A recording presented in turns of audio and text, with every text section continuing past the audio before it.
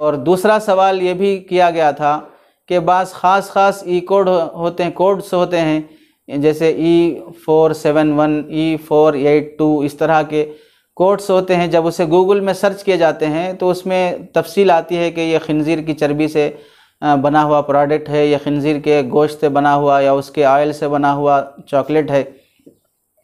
इस तरह की तफसील आती है तो बाज़ मरतबा डाउट होता है कि ऐसे ई कोड लिखे हुए चॉकलेट या कोई भी प्रोडक्ट खाने पीने का यूज़ करना चाहिए या नहीं करना चाहिए, शरअन जायज़ है या नहीं है। तो इस सिलसिले में भी याद रखें कि ई कोड कोई माना नहीं रखता है।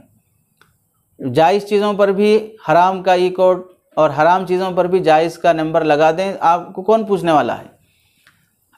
हुक्म जो लगता है वो बनी हुई चीज़ों पर लगता है, जिन चीज़ों से, जैसे बोलते हैं अज़्ज़ाए तरकीबी, यानी मैन्युफैक्चर जिससे हुआ है, किन चीज़ों से जो चीज़ बनी है वो चीज़ें अगर जायज़ हैं तो फिर उससे बनी हुई चॉकलेट या कोई भी खाने की चीज़ जायज़ रहेगी।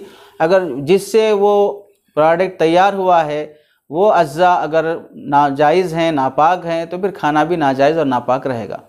तो अब इसे हतमी और क़तई और मुतलक़ तौर पर नहीं कहा जा सकता इस तरह के ई कोड लिखे हुए तमाम प्रोडक्ट्स हराम हैं या सब के सब हलाल हैं, ऐसा नहीं कह सकते।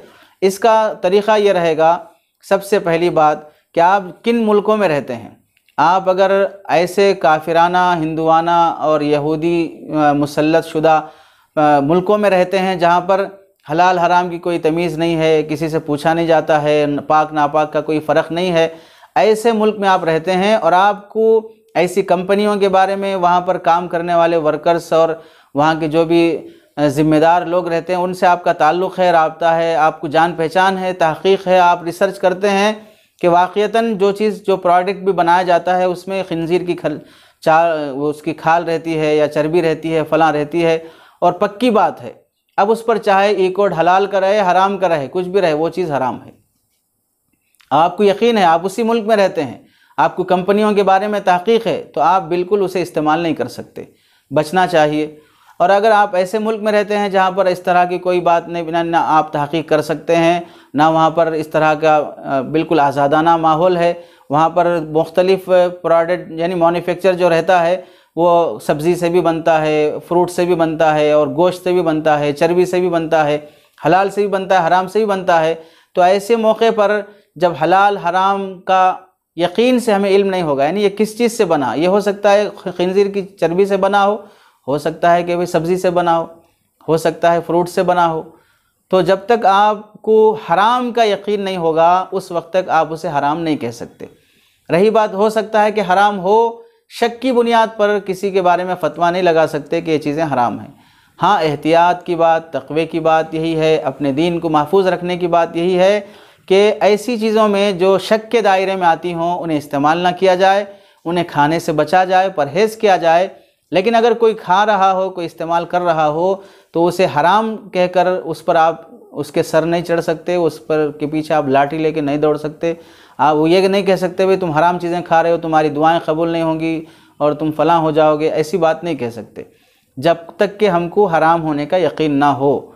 और जब हराम होने का यकीन हो तो फिर आप इस्तेमाल भी नहीं कर सकते। बल्कि एक चीज़ है सारिफीन, दूसरे है सानिईन, बनाने वाले और यूज़ करने वाले। जो मैन्युफैक्चर हैं उनको भी जायज़ नहीं है कि इस तरह की हराम चीज़ें बनाएं, तो उनकी भी तो औलाद खाएगी।